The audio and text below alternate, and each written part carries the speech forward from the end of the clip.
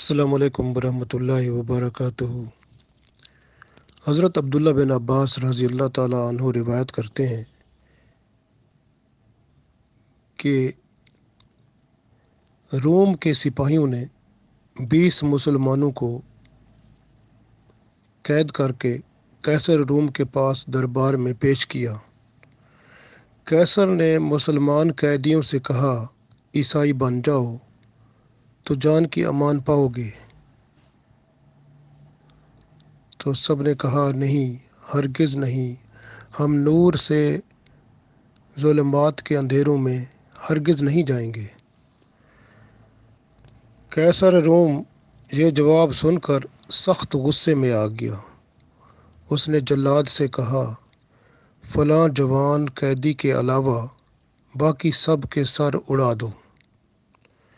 قیصر کے حکم پر مسلمان قیدیوں کو یک کے بعد دیگرے شہید کر دیا گیا۔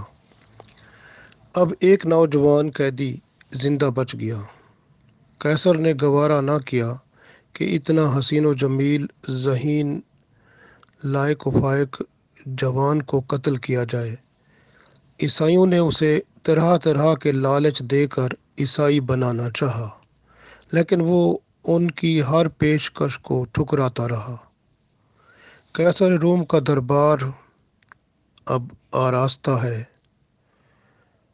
مشیران کار سے قیصر کہتا ہے، مسلمان قیدی کے بارے میں آپ کی کیا رائے ہے؟ قیدی کو عیسائی بنانا کیا ممکن ہے؟ اس نے اپنے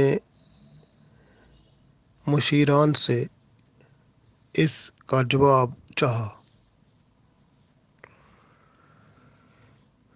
تو ایک صاحب جو ہیں وہ بول پڑے، وہ کہتے ہیں، ملک معظم، آپ کی بیٹی حسن و جمال میں پوری سلطنت میں بے مثال ہے۔ اسے قیدی کے پاس بھیج دیں اور ہمیں یقین ہے کہ وہ اسے اسلام سے ہٹا لے گی۔ قیصر روم کہتا ہے، کوئی پرواہ نہیں، یہ بھی کر کے دیکھ لیتے ہیں۔ شام ہوتی ہے تو قیصر اپنی بیٹی سے کہتا ہے کہ جس طرح بھی ممکن ہو نوجوان کو عیسائی بناؤ، یہاں تک کہ وہ جوان اپنی اسلام کی محبت کو بھلا دے، اور تمہیں اس کے سلسلے میں چاہے تمہاری عزت سے بھی ہاتھ دھونا پڑے تو تم یہ سب کچھ کر لو۔ شہزادی بن سور کر نوجوان کے کمرے میں آتی ہے۔ نوجوان قبلہ روح ہو جاتا ہے اور شہزادی کی موجودگی سے بے نیاز ہو کر سورۃ الفتح تلاوت کرنا شروع کر دیتا ہے۔ شہزادی تلاوت سن رہی ہے۔ قیدی جب اس مقام پر پہنچتا ہے، محمد الرسول اللہ، تو حضور صلی اللہ علیہ وسلم کے اسم گرامی کا تکرار کیا جاتا ہے، یعنی بار بار محمد الرسول اللہ پڑھتے جاتا ہے۔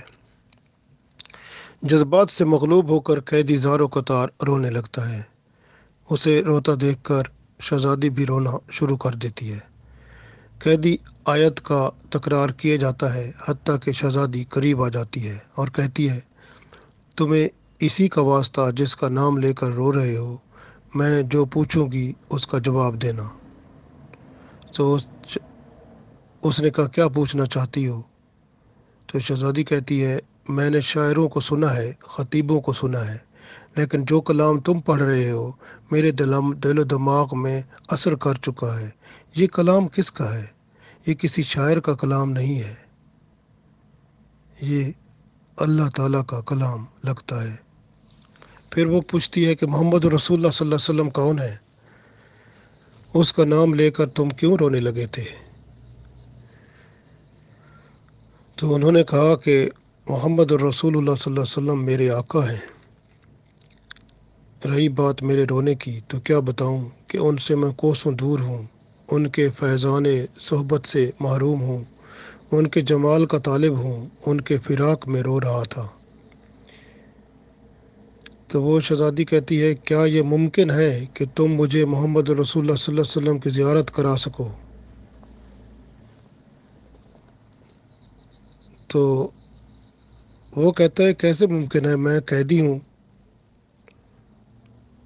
تو وہ شہزادی کہتی ہے قید سے چھڑانا میرا کام ہے اور محمد رسول اللہ صلی اللہ علیہ وسلم کی زیارت کرانا تمہارا ذمہ ہے۔ یہ کہہ کر شہزادی کمرے سے چلی جاتی ہے۔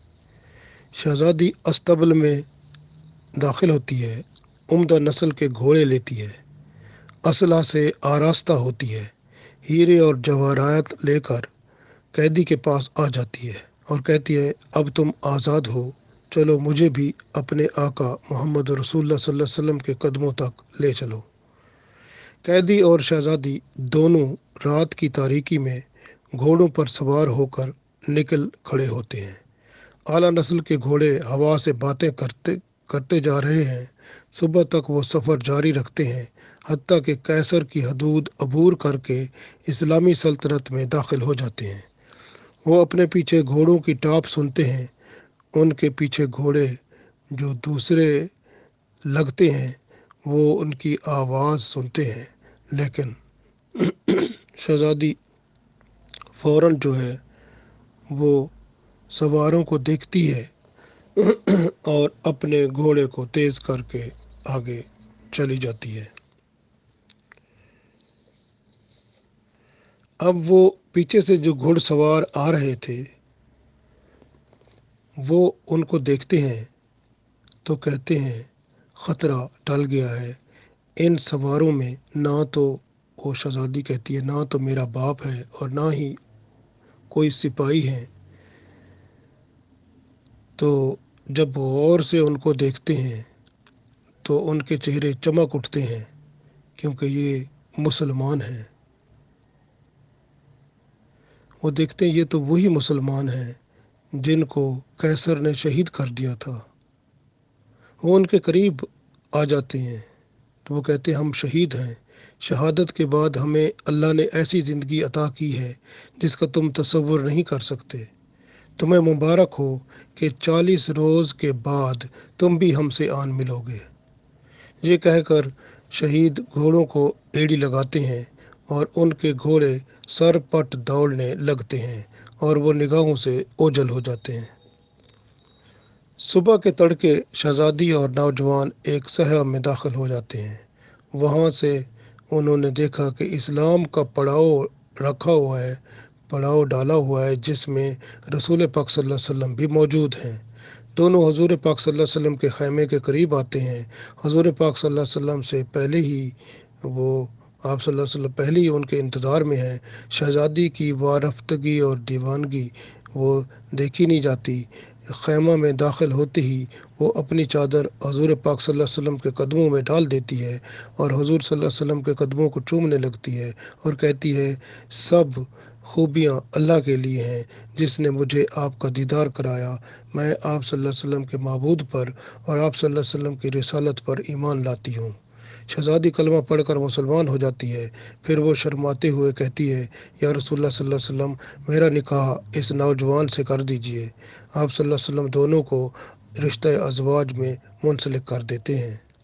40 روز کے بعد منادی اعلان کرتا ہے کہ نبی پاک صلی اللہ علیہ وسلم غزوہ پر تشریف لے جا رہے ہیں۔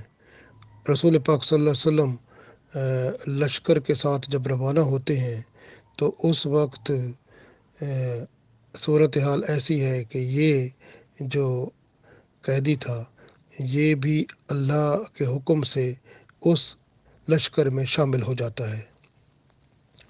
اب رسول پاک صلی اللہ علیہ وسلم کے ساتھ غزوہ میں شامل ہو کر جب چلتے ہیں تو آگے غزوے میں گھمسان کا رن پڑتا ہے اور جھڑپ ہوتی ہے۔ اس میں یہ اللہ کا بندہ جو اس شہزادی کا شوہر بنا تھا وہ بھی شہید ہو جاتا ہے۔ غزوہ کے بعد رسول پاک صلی اللہ علیہ وسلم مدینہ شریف تشریف لاتے ہیں۔ لوگ باہر نکل کر استقبال کرتے ہیں۔ استقبال کرنے والوں میں قیصر کی بیٹی بھی موجود ہوتی ہے۔ سپاہی جو ہے وہ جو آتے ہیں تو ان سے یہ پوچھتی ہے اپنے اس خامند کے بارے میں بھی کہ اس کا خامند بھی تو جنگ میں گیا تھا، وہ اس کی حالت کیسی ہے۔ تو سبھی کہتے ہیں کہ رسول پاک صلی اللہ علیہ وسلم تشریف لے کے آ رہے ہیں، ان سے ہی پوچھنا۔ اچانک رسول پاک صلی اللہ علیہ وسلم جب تشریف لے آتے ہیں تو پھر جو ہے نا یہ شہزادی سواری کی لگام پکڑ کر عرض کرتی ہے، آقا میرے شوہر نہیں آئے۔ حضور پاک صلی اللہ علیہ وسلم کی چشم مبارک سے آنسو ٹپکتے ہیں۔ آپ صلی اللہ علیہ وسلم فرماتے ہیں، بیٹی تیرے شوہر شہید ہو گئے ہیں۔ شہزادی رونے لگتی ہے، گھر آ کر غسل کرتی ہے، عمدہ لباس پہن کر نفل ادا کرتی ہے، دعاؤں میں رو رو کر اللہ تعالیٰ سے عرض کرتی ہے، یا اللہ یا اللہ، اگر مجھ پر راضی ہے تو نے میرے خامد کی جان جو ہے اپنے ہاں قبول کر لی ہے، اور تو پھر میری روح بھی اپنے ہاں قبول کر لے، میری روح بھی قبض کر لے۔ یہ کہہ کر وہ سجدے میں گر جاتی ہے اور اسی حالت میں اس کی روح قبض ہو جاتی ہے۔ دیکھیں اللہ تعالیٰ کی رحمت، یہ ہے محبت کرنے والے دین سے۔ اللہ تعالیٰ ہمیں بھی دین کی محبت میں اس طرح کی شہادت کے خاص جذبے عطا فرمائے اور اپنے حبیب صلی اللہ علیہ وسلم کے لیے دل و جان سے فدا ہونے والا بنائے، آمین۔